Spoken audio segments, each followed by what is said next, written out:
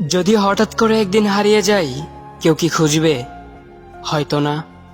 যদি আমার আইডি থেকে ভিডিও পোস্ট করা না হয়, কেউ কি মিস করবে? হয়তো না। ইনবক্সে মেসেজ আসবে কিন্তু সিন হবে না, রিপ্লাই পাবে না, পরে থাকবে ওইভাবেই।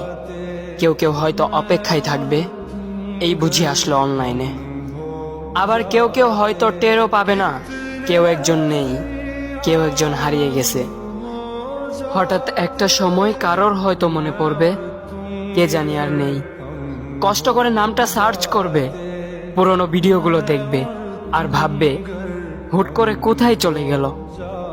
আবার কেউ কেউ হয়তো একদিন দুই দিন না পেয়ে ফ্রেন্ড লিস্ট থেকে আনফ্রেন্ড করে দেবে। যখন আমি থাকবো না, তখন আমার স্মৃতি কারোর মনে পড়বে, হয়তো পড়বে, আবার হয়তো পড়বে না। তবে হারাতে হবে, হারাতে হয়, হারিয়ে যাওয়াই নিয়ম।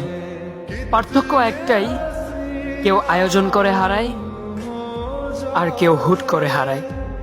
আমি না হয় হুট করে হারিয়ে যাব।